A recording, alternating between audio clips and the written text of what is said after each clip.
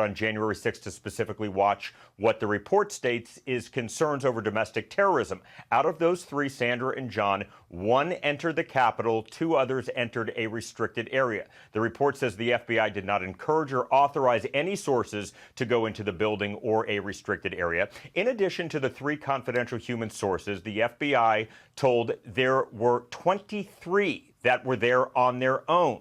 Now, they had worked with the FBI in the past on other cases, but not specifically on the January 6th rally. Some of them entered a restricted area as well. And what stands out in this report, John and Sandra, none of the confidential human sources that entered the U.S. Capitol or a restricted area were prosecuted by the D.C. U.S. Attorney's Office. Remember, this is an office that is still arresting nearly 4 years later and prosecuting people with this case. Now, in a response to the Inspector General, the D.C. U.S. Attorney's Office says the following. The D.C. U.S. Attorney's Office generally has not charged those individuals whose only crime on January 6, 2021 was to enter the restricted grounds surrounding the Capitol, which has resulted in the office declining to charge hundreds of individuals, and we have treated the confidential human sources as consistent with this approach. Outgoing FBI Director Christopher Wray, who announced that he would be stepping down in the next few weeks yesterday, has been pressed on the FBI's role on January 6. Here's just one clip from last year. If you are asking whether the violence at the Capitol on January 6th was part of some operation orchestrated by FBI sources and/or agents, the answer is emphatically You're saying not. no? No. You're saying no? Not Okay. violence orchestrated by FBI sources or agents.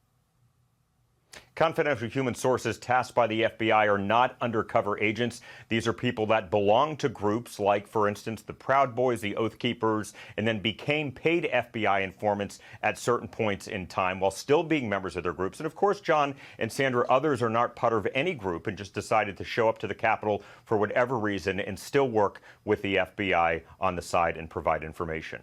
And we're, of course, waiting for more information from Capitol Hill to see if the White House has anything, the Department of Justice, the FBI, as this report just breaking now with the Inspector General. Got it. Appreciate it. David Spunt on that for us. David, thank you.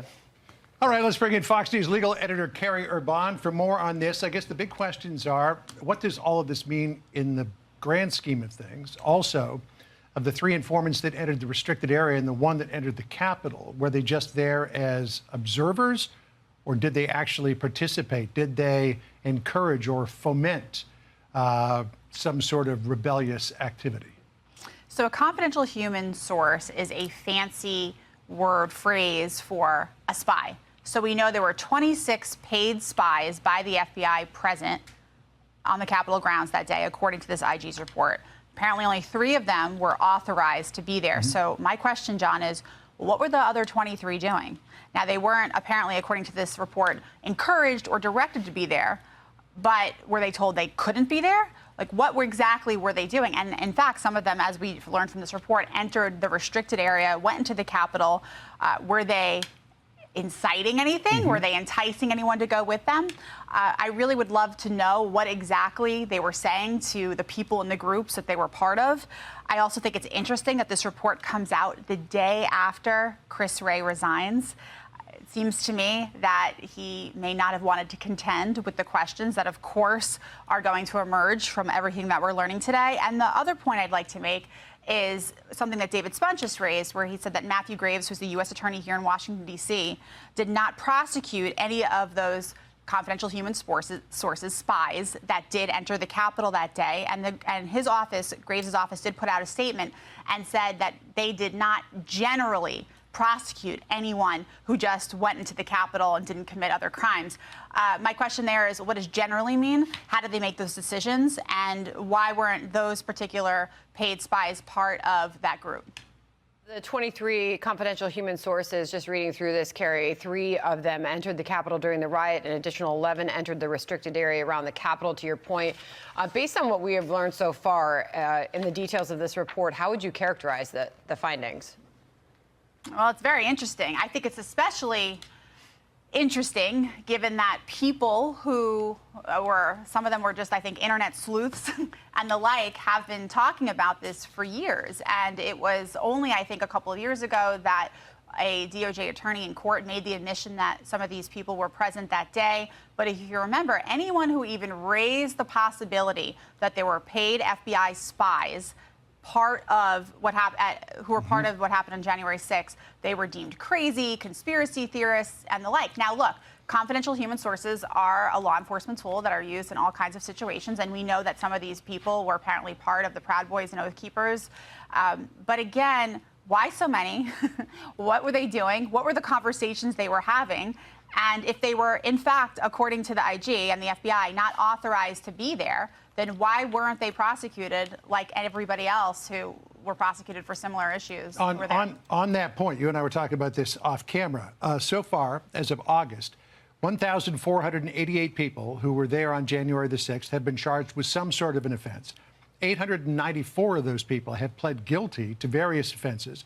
288 pled guilty to felonies. 606 pled guilty to misdemeanors. Yet none of these confidential informants were charged with anything.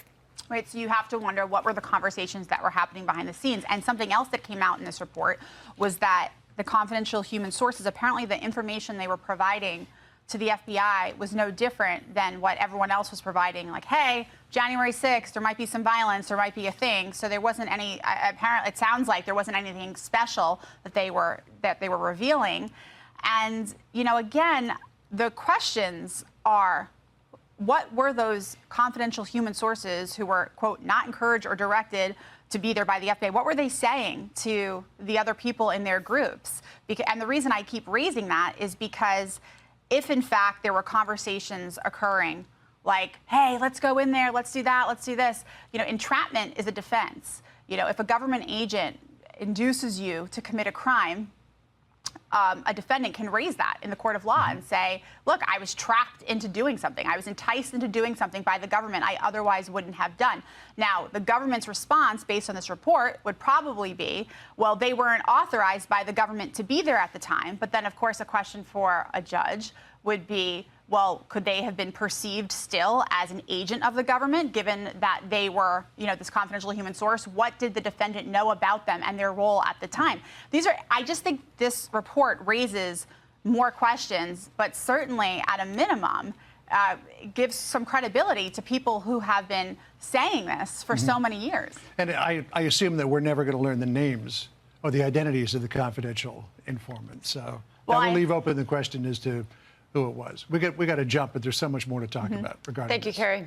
Thank you, Carrie. Thank you. Trouble for the FBI over a new report released by the Department of Justice's Inspector General. Now it is public that 26 confidential human sources or informants were in the crowd during the January 6, 2021 Capitol riot. And of those, only 3 were told to be there by the FBI. The other 23 showed up without authorization. Here's Carrie Urban, Fox News legal editor. What exactly were they doing? And in fact, some of them, as we learned from this report, entered the restricted area, went into the Capitol. Were they inciting anything? Matthew Graves, who's the U.S. attorney here in Washington, D.C., did not prosecute any of those confidential human sources, spies, that did enter the Capitol that day. And his office, Graves' office, did put out a statement and said that they did not generally prosecute anyone who just went into the Capitol and didn't commit other crimes. My question there is, what does generally mean? How did they make those decisions? And why weren't those particular paid spies part of that group? This week, FBI Director Christopher Wray announced he's going to resign before President-elect Trump takes office. Major controversies during Christopher Wray's tenure. Here's a short list.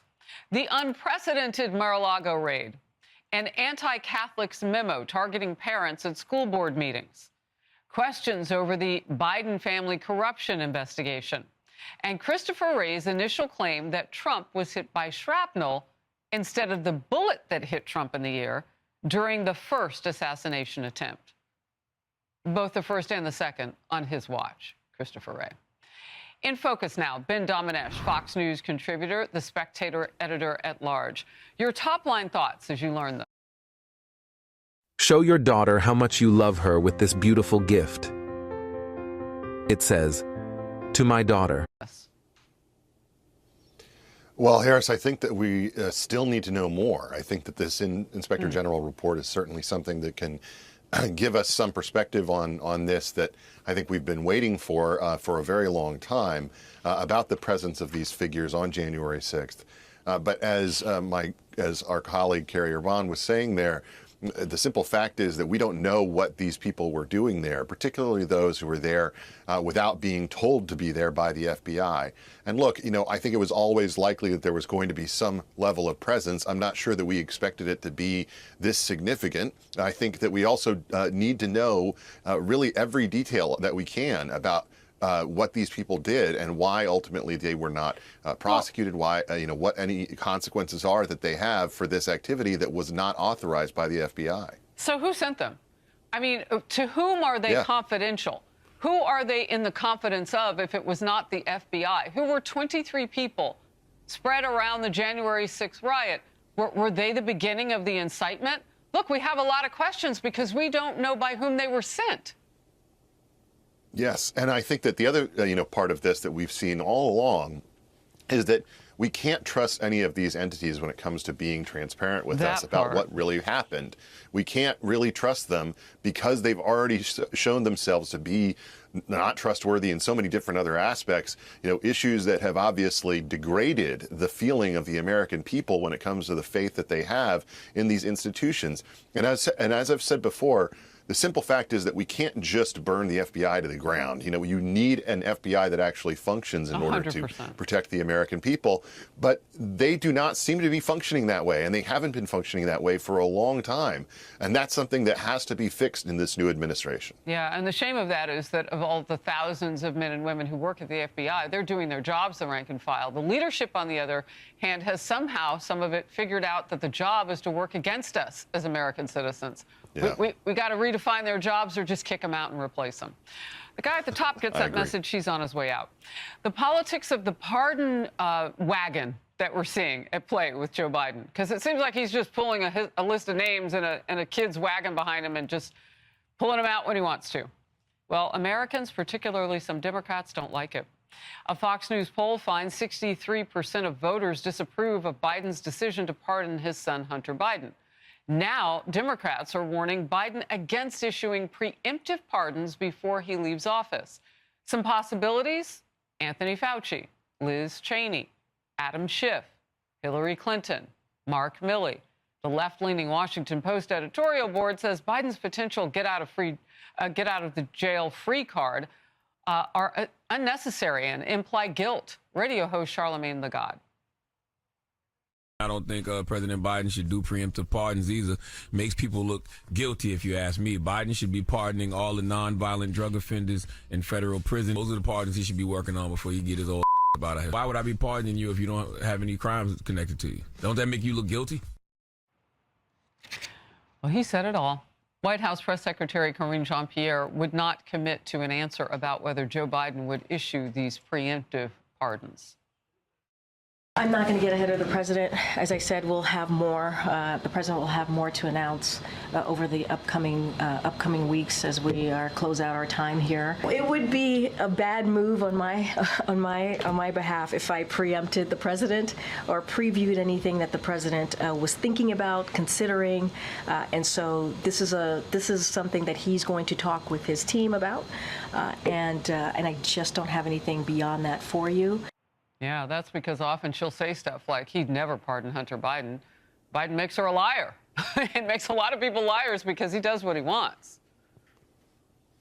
So I completely agree that with Charlamagne in terms of the idea that a preemptive pardon does make you look guilty. I think that a lot of people involved here, though, are concerned that they may have done something that they could be found guilty of. And that's, I think, the whole reason that they're having this conversation.